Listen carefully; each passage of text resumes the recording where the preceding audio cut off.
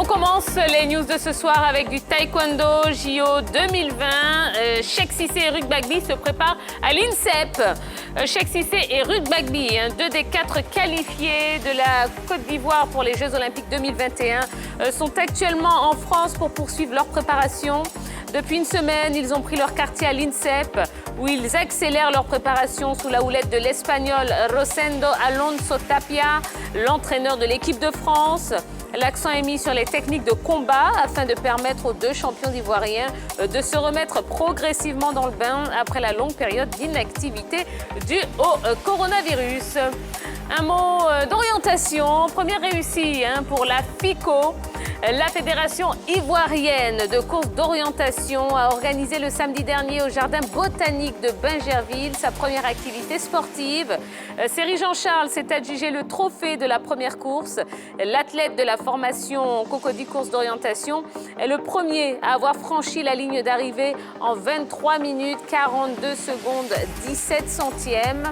Et chez les dames, la victoire est revenue à Madame Eno Michel d'Abidjan Course d'orientation en 29 minutes 42 secondes 56 centièmes. Pour le président Eugène Kouassi, la réussite de cet événement historique de la FICO est à mettre au compte de ses partenaires. Un mot de judo à présent, Grand Slam de Budapest. Teddy Riner déclare forfait. Et défait par Joseph Terek pour son retour à la compétition à Brest début octobre. Teddy Riner ne participera pas au Grand Slam de Budapest qui aura lieu du 23 au 25 octobre. Prise en accord avec son encadrement, cette décision fait suite notamment à une semaine de stage international avorté aux Pays-Bas en raison de la situation sanitaire. En tennis, fin de saison pour Simona Halep. C'est la Roumaine qui l'a annoncé sur ses réseaux sociaux. Assurée de rester 2e mondiale derrière l'Australienne Ashley Barty, Simona Halep profite des annulations en cascade dans le classement WTA pour acter sa fin de saison. Une saison 2020 marquée par l'absence de titres majeurs pour celles qui en comptent 2, Roland-Garros en 2018 et Wimbledon en 2019, et une élimination dès les 8e de finale à Roland-Garros par la révélation polonaise Iga Swiatek, victorieuse du tournoi. Et puis, dans notre page football, on commence avec la Coupe UFOA-B, la Côte d'Ivoire dans le groupe B. La cérémonie du tirage au sort des compétitions U20 et U17 de l'UFOA-B s'est tenue ce mardi au siège de la Fédération ivoirienne de football. Dans les 2 catégories, la Côte d'Ivoire affrontera le Nigeria et le Ghana dans le groupe B. Le groupe A regroupe le Togo, le Niger, le Bénin et le Burkina Faso. C'est le résultat du tirage réalisé par Tiene Siaka, présent au siège de la FIF aux côtés du directeur exécutif de l'UFOA, Boureima Balima. Le tournoi U20 s'ouvre au Togo du 18 novembre au 2 décembre 2020. Chez les U17, la compétition est fixée du 5 au 20 décembre 2020 au Bénin. 7 pays de la zone B de l'UFOA participent à la compétition. Et puis on termine avec cette triste nouvelle. Et oui, Bruno Martini est décédé. Bruno Martini, âgé de 58 ans, est décédé ce mardi. Il avait subi en début de semaine passé un arrêt cardio-respiratoire avant d'être transporté à l'hôpital dans un état grave. Formé à Auxerre dans les années 1980, le gardien de but a remporté la Coupe de France avec l'AJ Auxerre de Giroud en 1994. Puis il a porté les couleurs de Montpellier durant 4 saisons.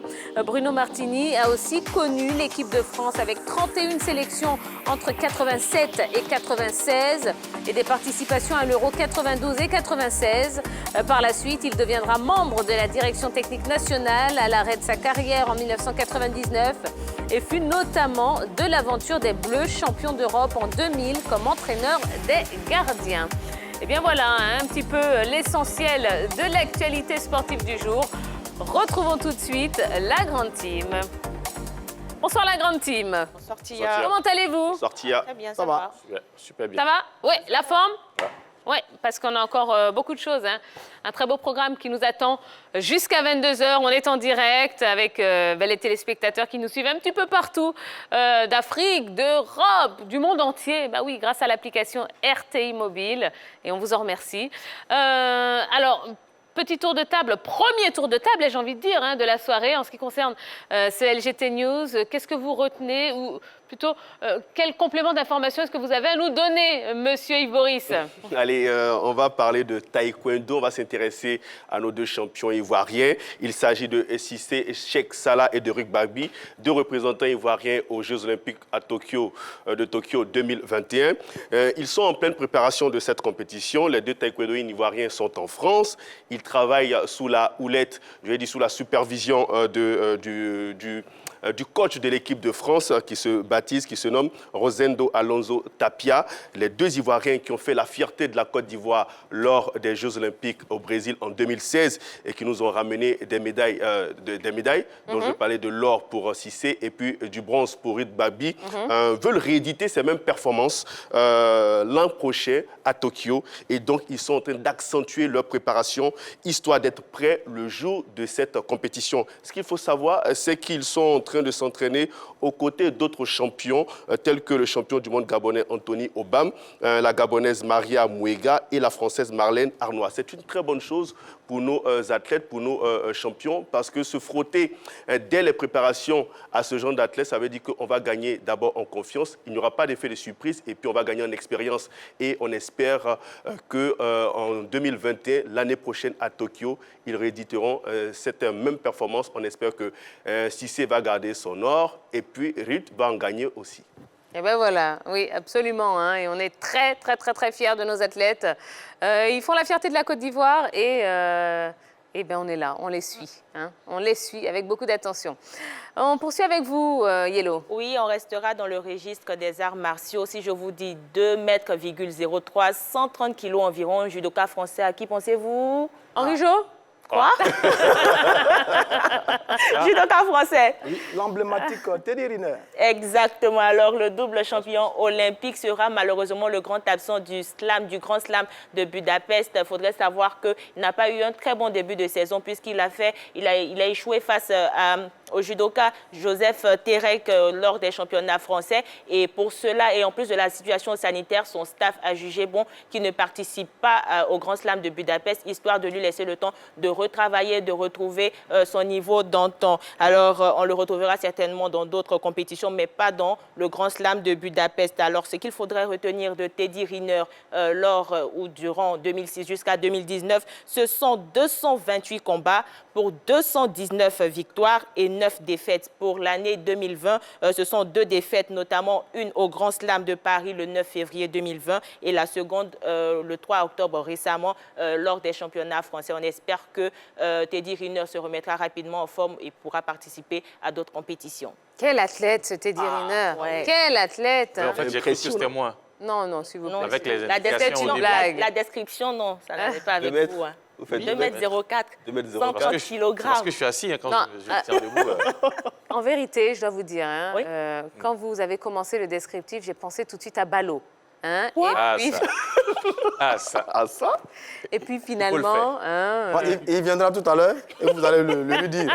Voilà, sans aucun problème, voilà, sans aucune peur. Hein. Parce que là... Bon, allez. Ballot, oui, hein, il va nous retrouver un petit peu plus tard dans l'émission. Il viendra à Wallo. Voilà, c'est un peu moins sereine là pour le coup. Bon, on les embrasse en tout cas. Ils sont en train de nous suivre là et Wallo, non, j'ai dit Wallo. Ballot nous rejoindra tout à l'heure dans l'émission. Allez, on poursuit avec vous, Henri Jo. Bon, je veux qu'on parle un peu de course d'orientation. Est-ce que vous connaissez course d'orientation? Bon, vaguement. Voilà, parce que là, c'est une course où on s'oriente. Donc, je vais vous expliquer un peu ce que c'est. Merci. Tant d'années d'études pour ça. Pour ça. Vraiment. Tout ça, pour ça. Alors, la course d'orientation est un sport de pleine nature qui se pratique avec une carte et une boussole et un système de gestion chronométrique électronique, puce électronique au doigt pour les courses officielles et qui se déroulent en forêt, en individuel ou en relais ou en ville, en sprint et relais de jour ou de nuit. Alors, cette fédération a organisé sa première compétition et pour l'instant, c'est la forme traditionnelle qui se pratique du côté de la Côte d'Ivoire. La forme traditionnelle concerne les courses à pied et la forme VTT viendra dans les années à venir selon les explications du président de la fédération, Eugène Kwasi. La discipline est récente en Côte d'Ivoire, elle n'a qu'un an d'existence et pour cette première activité, elle a pu bénéficier, selon son président, de l'apport de plusieurs partenaires. C'est à féliciter parce que déjà, Au niveau des autres disciplines, on entend ça et là que bon, on n'a pas assez de partenaires pour nous accompagner sur nos différentes compétitions. Mais une discipline qui est récente, qui vient d'arriver et qui, grâce à ses partenaires, arrive à organiser sa première compétition, il faut déjà la féliciter. Et pour cette première activité, il faut donner quand même les noms de ceux qui ont pu s'imposer. Sur les dames, c'est Mme Eno Michel qui a pu s'imposer. Et puis chez les hommes, c'est Cyril Jean-Charles. En tout cas, on souhaite bon vent à cette nouvelle fédération. Et puis on espère que peut-être un jour, voilà, la grande team participera à une course d'orientation quelque part dans la forêt du Banco. Yellow va nous représenter. Bon, Pas très tellement bien. bien m'orienter. Hein. Très bien, très bien. Jojo pourrait le faire. Voilà. Absolument. Très bien. Allez, on poursuit et on termine avec vous. Hein, Je vais René faire plus Stéphane. simple, plus connu. UFOA B, la zone B pour l'Afrique de l'Ouest. Bourema Balima, le nouveau directeur exécutif, est à la tâche. Devant lui, ce mardi, il y a le tirage au sort de 2 compétitions. Au niveau des U17 et des U20, 2 poules sont sorties de ce tirage au sort.